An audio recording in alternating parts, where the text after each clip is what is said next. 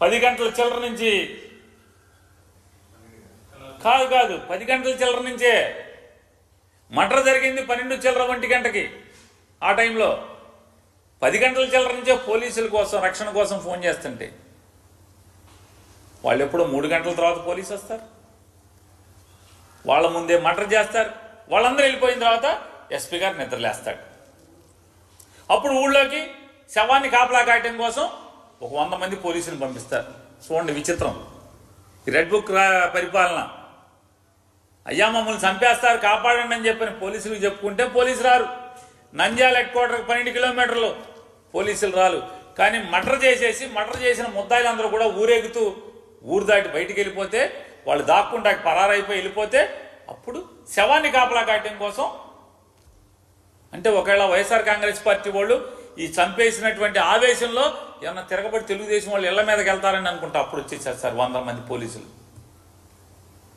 విచిత్రమైన పోలీసింగ్, కొత్త పోలీసింగ్. చంద్రబాబు నాయుడు గారు నీతులు చెప్తున్నారు కదా మీరు, పవన్ కళ్యాణ్ గారు, మీ పోలీసింగ్ ఇది. పోనీ ఇవాళ ఈనాడు పేపర్లో రాస్తారు ఎవరో దొండగులు హత్య చేశారు. ఎవరా దొండగుడు?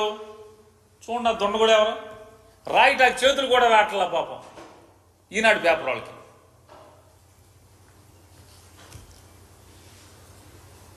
మర్డర్ చేసిన వాళ్ళు వీళ్ళు, దుండగులు చంపేశారని రాస్తారు. ఇది జర్నలిజం. 50 ఏళ్ళు నిండినాయి కదండి ఈనాడు పేపర్కి, 50 సంవత్సరాలు. మనం గొప్పగా రాసుకుంటున్నాం గర్వంగా, 50 ఏళ్ళు జర్నలిజాన్ని కాపాడుతున్నాం.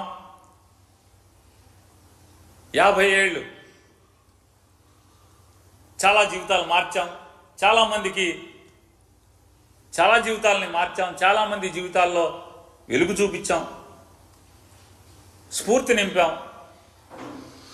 స్కూల్ పెట్టాం, జర్నలిజం స్కూలు కాదు, అది ఒక విశ్వవిద్యాలయం. కనీసం తెలుగుదేశం వాళ్ళు వైఎస్ఆర్ కాంగ్రెస్ పార్టీని అన్యాయంగా చంపారని కూడా రాయటానికి కూడా చేతులు రావట్లేదు.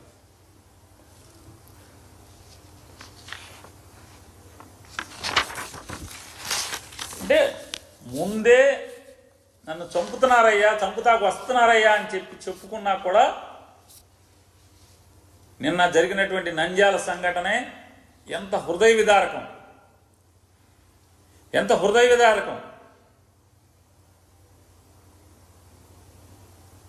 డీజీపీ గారు, పాత డీజీపీ గారు, ఒక పాత ఐజీ గారి చేతిలో వ్యవస్థ నడుస్తున్న పరిస్థితులు. ఒక పాత డీజీపీ గారు ఉన్నాడు, చంద్రబాబు నాయుడు గారు ఉన్నప్పుడు. ఈ రెడ్ బుక్ వాళ్ళ చేతిలో పట్టుకుని దాని ఫోటోస్టాట్లు తీసి, రెడ్ బుక్ జిరాక్స్ కాపీలు తీసి, ఆ పాత డీజీపీ పాత ఐజీ ఇద్దరు కలిసి ఆ పుస్తకంలో రెడ్ బుక్లో రోజు బట్టి పడుతూ సాయంత్రానికి ఆ రెడ్ బుక్ రాసిన అతనికి ఏమో పాఠాలు అప్పచెప్పి, ఇవాళ సరే ఈ చాప్టర్ బాగానే అప్పచెప్పారు, మీరు ఈ పేజీ బాగానే అప్పచెప్పారు, రేపు చదువుకురండి అంటే మళ్ళీ హోంవర్క్ ఇస్తే హోంవర్క్ రాసుకుని మళ్ళీ చదువుకు వస్తారు.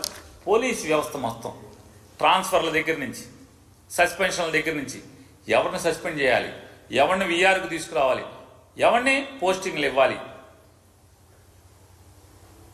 ఎమ్మెల్యేకి సంబంధం లేదు, ఎస్పీకి సంబంధం లేదు, డిఐజీకి సంబంధం లేదు, మినిస్టర్లకు సంబంధం లేదు, హోమ్ మినిస్టర్కి సంబంధం లేదు.